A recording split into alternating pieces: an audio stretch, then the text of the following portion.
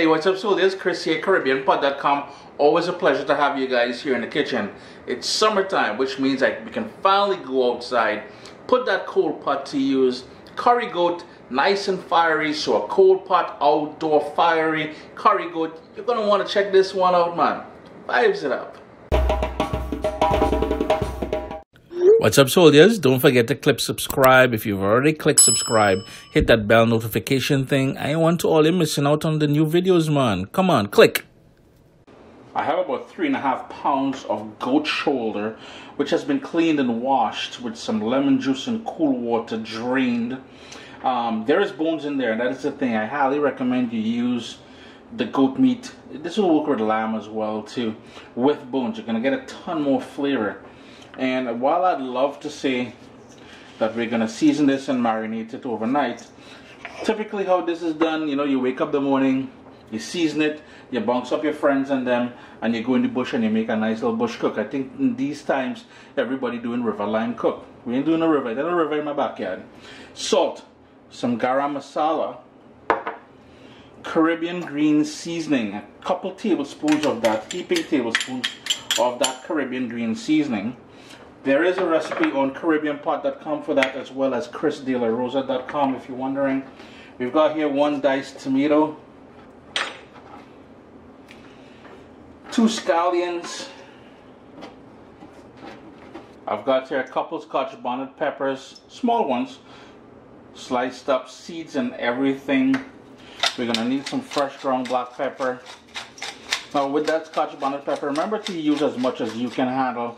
The whole idea here, as the title would suggest, is a fiery outdoor curry goat. So that's the reason for using 2 scotch bonnet peppers. I'm gonna go in with some grated ginger. Do keep in mind that ginger will give it a sort of a peppery note as well. The final thing we need to do here is to give that a good mix and set it aside. Now if you wanted to do this overnight in the fridge, you can certainly do that.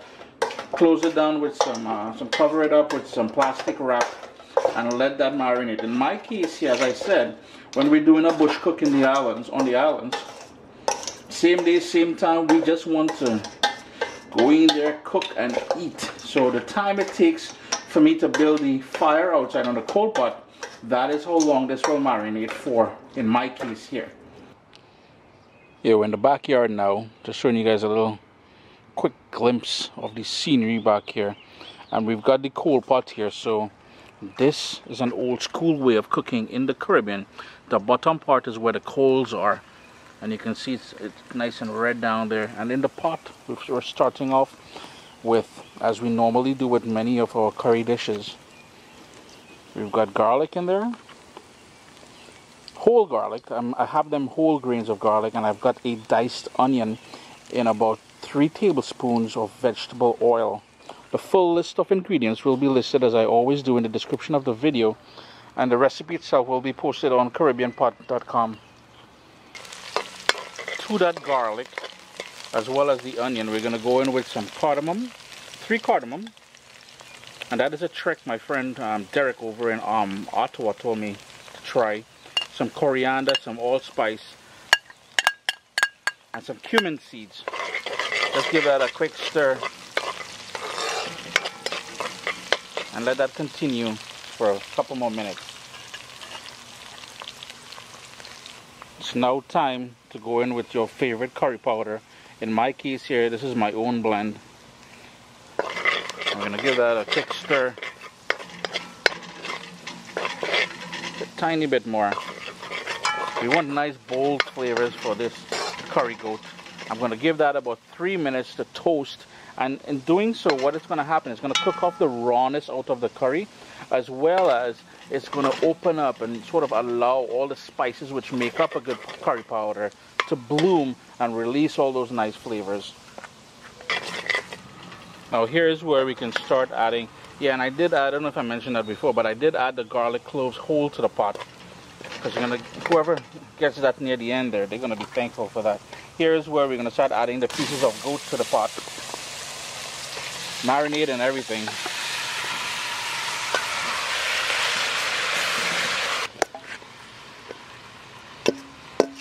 Now all the marinade that's left back in the pot there, keep that. We're going to swish around some water in that to braise this goat shortly. I had to grab something to hold on the pot to. I'm going to put my lid on here now and bring that up to a boil. You want to sort of coat the pieces of goat with that nice curry goodness we started off with there first though.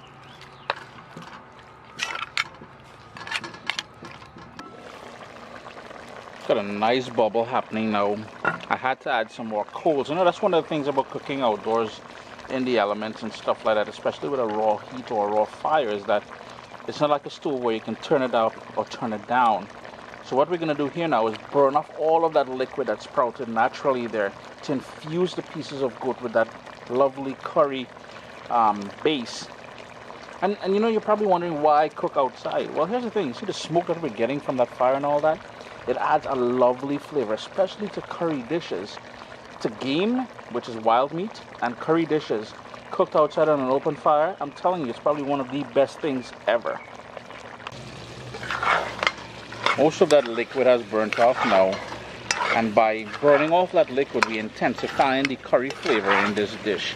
I guarantee you, you want to do this step for maximum results. We're just going to burn off any more liquid, and then we're going to go in with that braising liquid to make sure it's nice and tender and falling off the bones when we're done.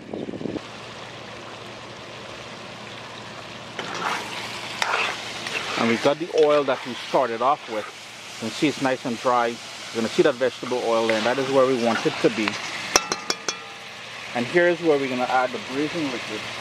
So in the same bowl that I marinated the goat in, there's about 5 cups of water in there. I'm going to put another cup in there, so total about 6 cups of water. We're going to bring that back up to a boil and then allow that to braise until it's tender.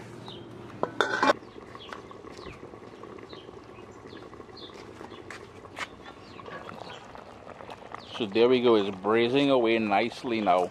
I wish I could turn the heat down just a tad bit, but that's okay. If I need more water, I'll add more water later on, but you just want to let that do its thing there.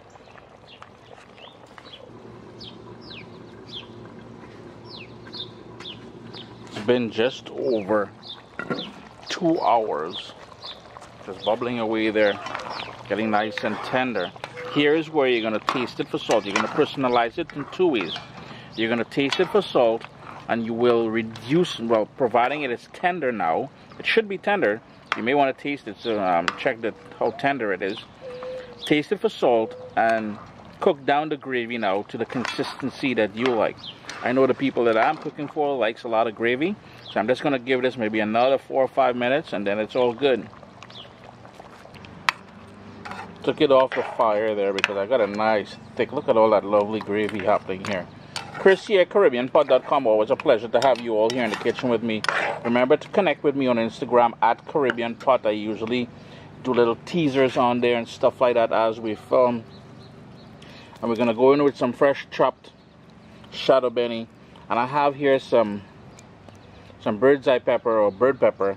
I consider that a finishing pepper because that's just going to be like little blast of fun when you're eating and you get one of those pepper heads. You will know what I'm talking about, man. Anyways, friends, you guys have a wonderful day, and don't forget, hit the thumbs up, leave comments below, check me on Instagram. Irie. My little baby is here. We've got cookbooks, guys. WestIndianFoodCompany.com. Get your copy today.